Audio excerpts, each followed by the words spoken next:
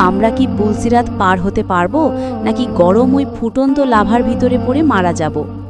ইসলামী বিশ্বাস অনুযায়ী পুলসিরাত হল পরকালে হাসরের ময়দান থেকে জান্নাতে যাওয়ার পথে জাহান্নামের উপর দিয়ে স্থাপিত একটি সেতু বা পথ।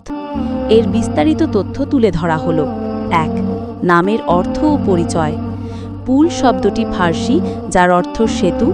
সিরাত শব্দটি আরবি, যার অর্থ রাস্তা বা পথ। ইসলামী পরিভাষায় জাহান্নামের ওপর নির্মিত এই বিশেষ পারলৌকিক সেতুকে পুল সিরাত বলা হয়। ২. অবস্থান ও বিস্তৃতি। পুল সিরাত জাহান্নামের ঠিক উপরে স্থাপন করা হবে। এটি হাসরের ময়দান থেকে জান্নাত পর্যন্ত বিস্তৃত থাকবে। কুরআনুল করিমের একটি আয়াতে এর ইঙ্গিত পাওয়া যায়। তোমাদের মধ্যে এমন কেউ নেই যে তোথায় পৌঁছবে না। এটা আপনার রবের সুনিশ্চিত সিদ্ধান্ত। অতপর আমি পরহেজগারদের মুক্তি দেব আর জালিমদেরকে সেখানে নতজানু অবস্থায় ছেড়ে দেব। সূরা মারিয়াম, আয়াত ৭১-৭২।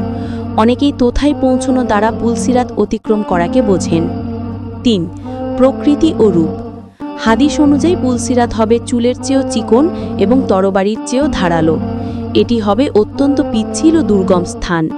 এর ওপর থাকবে আকশি বা হুকের মতো জিনিস এবং কাটালো ডাল, যা পাপী ও মুনাফিকদের খামচি মেরে জাহান্নামে ফেলে দেবে। ৪. অতিক্রমের প্রক্রিয়া। পরকালে প্রত্যেক মানুষকে পুলসিরাত পার হতে হবে। মুমিন, কাফের ও পাপিষ্ঠ। মুমিনদের মধ্যে কেউ কেউ চোখের পলকে, বিদ্যুতের বেগে, বাতাসের মতো বা দ্রুতগামী ঘোড়ার মতো দৌড়ে পার হয়ে যাবে। কেউ নিরাপদে, কেউ আঁচড় খেয়ে নাজাত পাবে।